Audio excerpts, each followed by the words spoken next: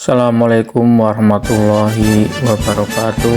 Kami dari kelompok 3 akan mempresentasikan tugas 1.4 A.5 ruang kolaborasi modul 1.4, yaitu tentang budaya positif, analisis studi kasus. Pengampu yaitu fasilitator Bapak Rasmadan, pengajar praktek Bu Ani Kuswardani dan Bapak Cipto Waluyo.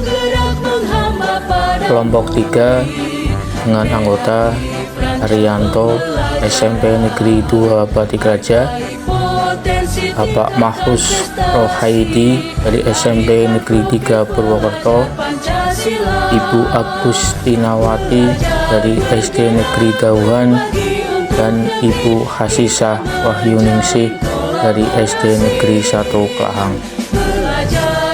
Tujuan pembelajaran khusus ruang kolaborasi modul 1.4 adalah CGP dapat menganalisis kasus-kasus yang disediakan berdasarkan konsep-konsep inti dalam modul budaya positif bersama CGP lain dalam komunitas praktisi. CGP dapat mempresentasikan hasil analisis studi kasus berdasarkan konsep-konsep inti dalam modul budaya positif.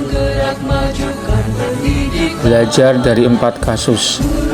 Kasus yang pertama, Ibu Santi yang sakit digantikan oleh guru lain, Ibu Eni, dan restitusi 2 muridnya, Vivi dan Natali, dengan kepala sekolah Pak Hasan. Kasus 2, Pak Lukman yang melihat Sabrina yang salah mengenakan sepatu karena terlambat dan terburu-buru berangkat sekolah. Kasus 3, Ibu Dani sedang menjelaskan pelajaran bahasa Inggris. Ibu Dani memperhatikan muridnya, yaitu Fajar, tidur-tiduran, acuh, dan tampak malas-malasan. Kasus 4, Ibu Suti sebagai kepala sekolah yang menangani kasus perkelahian antara Gino dan Anto. Kasus 1, guru matematika dan wali kelas 8, Ibu Santi sakit sehingga tidak dapat masuk dan mengajar. Akhirnya dicarikan guru pengganti, Ibu Eni. Ibu Eni baru 2 tahun menjadi guru SMP.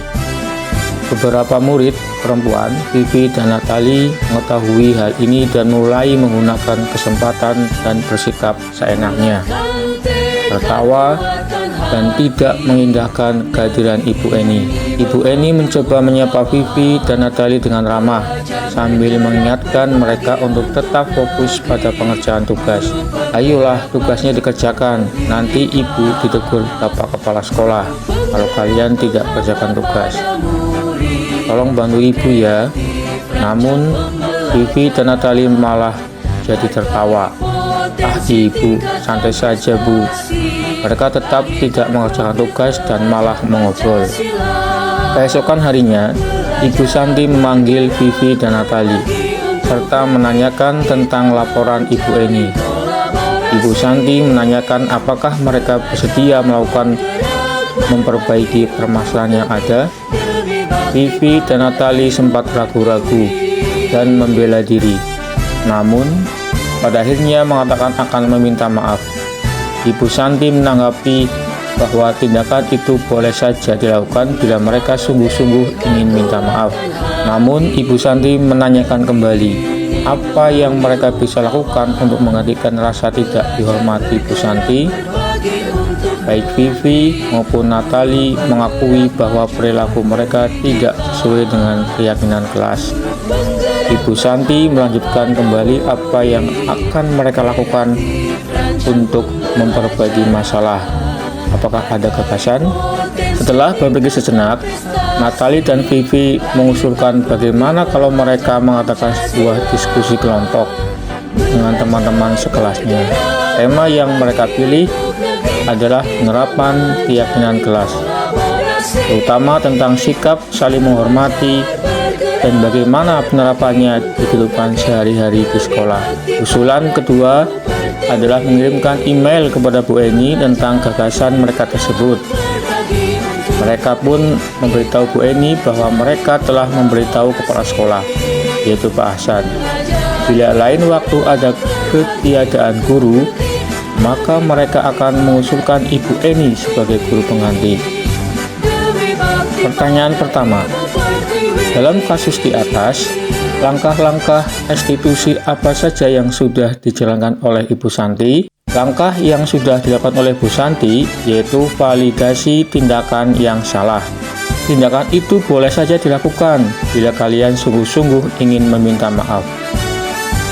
Apa yang bisa kalian lakukan untuk mengganti rasa tidak dihormati Bu Eni? Kami minta maaf, Bu. Setelah validasi tindakan.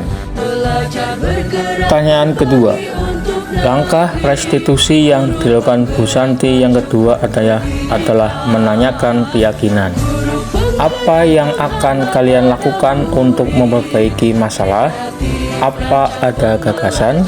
Bagaimana kalau mengadakan sebuah diskusi kelompok dengan teman-teman sekelas dengan tema keyakinan kelas, terutama tentang sikap saling menghormati dan bagaimana penerapannya di kehidupan sehari-hari di sekolah. Lalu mengirim email kepada Ibu Eni tentang gagasan mereka tersebut. Kami mengakui perilaku kami tidak sesuai dengan keyakinan kelas. Pertanyaan kedua, menurut Anda, apakah restitusi yang diusulkan Vivi dan Natali sudah sesuai dengan pelanggaran yang telah dibuat? Apakah langkah-langkah restitusi yang telah diusulkan mereka, restitusi yang telah diusulkan Vivi dan Natali sudah sesuai? Langkah-langkah restitusi: mengadakan diskusi kelompok dengan teman-teman sekelasnya dengan tema keyakinan kelas, mengirim email kepada Bu Eni tentang gagasan mereka, memberitahu kepala sekolah, yaitu Pak Hasan, bila lain waktu ada guru yang tidak berangkat, maka mereka akan mengusulkan Bu Eni untuk menjadi guru pengganti. Pertanyaan ketiga, dalam kasus di atas, posisi apakah yang telah diambil oleh Ibu Eni dalam menangani Vivi dan Natali? Jelaskan jawaban Anda. Posisi pembuat merasa bersalah dengan berkata, ayolah, tugasnya dikerjakan, nanti ibu ditegur ke bapak kepala sekolah kalau kalian tidak kerjakan tugas. Yang kedua, posisi teman dengan berkata, tolong bantu ibu ya. Pertanyaan keempat, jika Anda adalah Pak Hasan, bagaimana Anda menyikapi langkah yang ditempuh Ibu Santi? Sebagai Pak Hasan, hal yang pertama dilakukan yaitu dengan mengapresiasi langkah yang ditempuh oleh Ibu Santi yang sudah baik, dan selanjutnya selaku kepala sekolah memberi saran perbaikan kepada Ibu Santi. Kasus kedua, Sabrina hari itu bangun terlambat dan buru-buru sampai di sekolah. Dia pun akhirnya sampai di gerbang sekolah, tapi baru menyadari kalau tidak menggunakan sepatu hitam seperti tertera di peraturan sekolah. Di depan pintu kelas, Bapak Lukman memperhatikan sepatu Sabrina yang berwarna coklat. Sabrina berusaha menjelaskan bahwa dia terburu-buru dan salah mengenakan sepatu.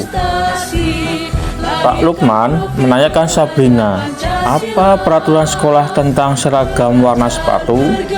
Sabrina menjawab, sudah mengetahui sepatu harus berwarna hitam, namun terburu-buru dan salah mengenakan sepatu. Selain tidak mungkin kembali pulang karena rumahnya jauh sekali, Pak Lukman tetap bersikeras pada peraturan yang berlaku dan mengatakan, ya sudah, kamu sudah melanggar peraturan sekolah. Kamu salah, sudah terlambat. Salah pula warna sepatunya. Segera buka sepatumu kalau tidak bisa mengenakan warna sepatu sesuai peraturan. Sabrina meminta maaf dan memohon kembali kepada Pak Lukman agar tetap dapat mengenakan sepatunya dan berjanji tidak akan mengulang kesalahannya. Namun Pak Lukman tidak mau tahu. Tidak, kamu telah melanggar peraturan sekolah. Kalau tidak sanggup ambil sepatu di rumah atau diantarkan sepatu ke sekolah, ya sudah, kamu tidak bersepatu saja seharian di sekolah. Sekarang copot sepatumu dan silakan belajar tanpa sepatu seharian. Sabrina pun dengan berat hati mencopot sepatunya dan memberikannya kepada Pak Lukman. Seharian ia tidak berani berkeliling sekolah karena malu dan lebih banyak terdiam diri tanpa alas sepatu. Pertanyaan pertama, dalam kasus di atas, sikap posisi apakah yang diambil oleh Bapak Lukman?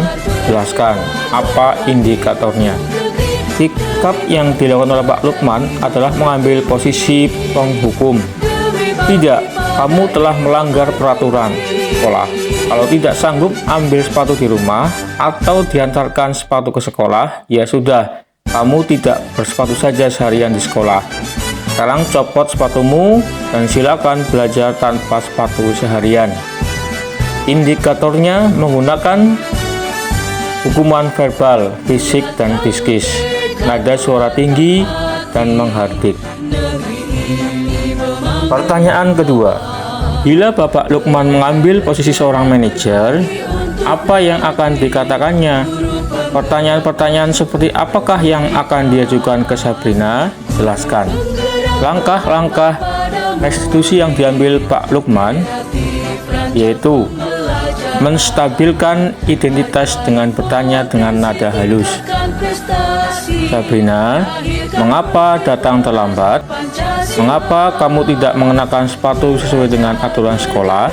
Validasi tindakan yang salah dengan bertanya dengan nada halus. Sabrina, kamu tentu memiliki alasan mengapa kamu tidak memakai sepatu hitam. Coba jelaskan pada Pak Guru. Menanyakan keyakinan dengan bertanya dengan nada halus. Sabrina, kamu tahu keyakinan sekolah yang sudah disepakati. Menurutmu, keyakinan apa yang telah kamu langgar? Apakah kamu bersedia untuk memperbaiki kesalahanmu? Pertanyaan ketiga, kira-kira bila Anda adalah kepala sekolah di sekolah tersebut, nilai kebajikan apa yang ingin dituju oleh peraturan harus berwarna hitam? Nilai kebajikan yang ingin dituju oleh peraturan harus berwarna hitam adalah 1. Disiplin, 2. Integritas, 3. Tanggung jawab, 4. Komitmen. Kira-kira bila Anda adalah kepala sekolah tersebut, bagaimana Anda menyikapi langkah yang diambil Pak Lukman mengenai kasus tersebut? Mencari tahu informasi permasalahan yang terjadi. Selanjutnya, memberikan solusi selaku kepala sekolah, bertindak sebagai posisi manajer, menyarankan Pak Lukman menggunakan alur segitiga restitusi dalam menyelesaikan permasalahan. Kasus ketiga, Ibu Dani sedang menjelaskan pelajaran bahasa Inggris di papan tulis. Namun beliau memperhatikan bahwa Fajar malah tidur-tiduran dan tampak acuh tak acuh pada pelajarannya. Fajar coba jawab pertanyaan nomor 3. Maju ke depan dan kerjakan di papan tulis. Fajar pun tampak malas-malasan maju ke depan.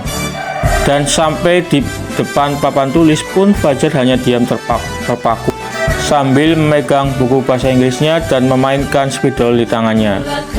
Ayo Fajar, makanya jangan tidur-tiduran. Lain kali perhatikan. Udah sana, duduk kembali. Kira-kira siapa yang bisa? Fajar pun kembali duduk di bangkunya. Hal seperti ini sudah seringkali terjadi pada Fajar. Seperti tidak memperhatikan, acuh tak acuh, dan nilai-nilainya pun tidak terlalu baik untuk pelajaran bahasa Inggris.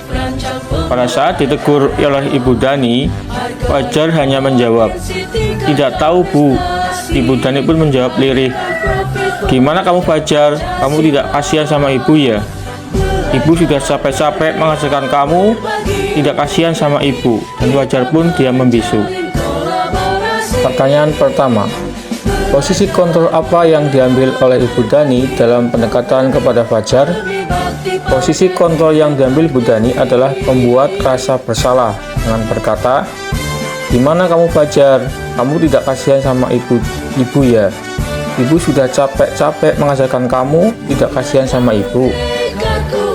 Pertanyaan kedua, membaca sikap Fajar, kira-kira kebutuhan apa yang diperlukan oleh Fajar? Kebutuhan yang dibutuhkan oleh Fajar adalah kebutuhan kasih sayang, rasa diterima, pengakuan akan kemampuan, kebutuhan akan kebebasan dan kesenangan. Pertanyaan ketiga, bila mana Ibu Dani mengambil posisi pemantau, apa yang akan dilakukan atau dikatakan olehnya? Pertanyaan-pertanyaan seperti apa yang akan diajukan? Jelaskan. Yang dilakukan Ibu Dani adalah memberikan pertanyaan kepada Fajar. Fajar, tahukah kamu apa keyakinan kelas kita?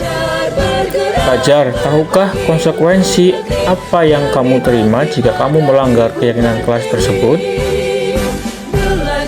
Pertanyaan keempat, apabila Anda adalah kepala sekolah di sekolah Fajar dan mengetahui hal ini, bagaimana tindak lanjut Anda? Melakukan pendekatan personal dengan menanyakan kepada Ibu Dani dan Fajar di waktu yang berbeda untuk mencari informasi tentang permasalahan yang terjadi.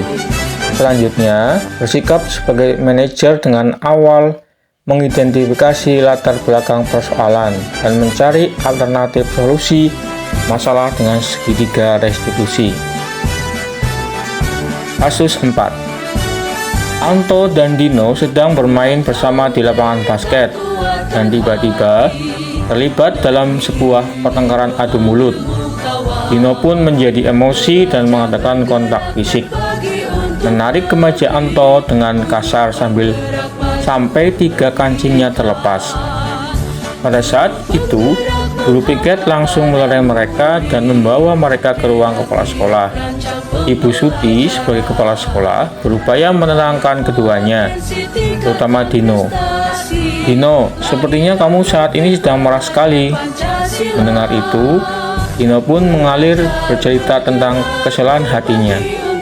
Ibu Suti pun melanjutkan bahwa membuat kesalahan adalah hal yang manusiawi dan bahwa mempertahankan diri adalah hal yang penting.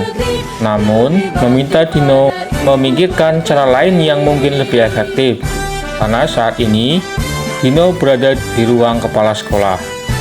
Ibu Suti melanjutkan bertanya kepada keyakinan sekolah yang disepakati, serta apakah Dino bersedia memperbaiki kesalahan yang telah dilakukan terhadap Anto. Dino pun akhirnya perlahan mengangguk. Kemudian Ibu Suti balik bertanya kepada Anto, hal apa yang bisa dilakukan Dino untuk memperbaiki masalah? Anto menjawab, saya perlu kancing saya diperbaiki, Bu. Ibu saya akan sangat marah kalau melihat kancing baju saya sampai copot 3 kancing begini. Ibu Suti pun kembali bertanya ke Dino, apakah yang akan dilakukan untuk menggantikan 3 kancing Anto yang terlepas? Dino berpikir sejenak, namun menjawab, wah tidak tahu, Bu. Saya lem kembali mungkin ya, Bu. Ibu Suti berpikir sebentar dan menanggapi, kalau dilem akan mudah terlepas kembali, Dino. Bagaimana kalau kamu menjahitkan saja? Bersediakah kamu? Dino tampak ragu-ragu dan menanggapi, menjahit? Mana saya tahu bagaimana menjahit, Bu. Ibu Suti meneruskan, apakah kamu bersedia belajar menjahit? Dino pun berpikir sejenak, memandang ke meja Anto dan menanggapi, yang mengajari saya siapa, Bu? Dengan cepat, Ibu Suti menjawab, Pak Irfan, guru tata busana. Dino kembali diam sejenak, memandang ke meja Anto yang tanpa kancing.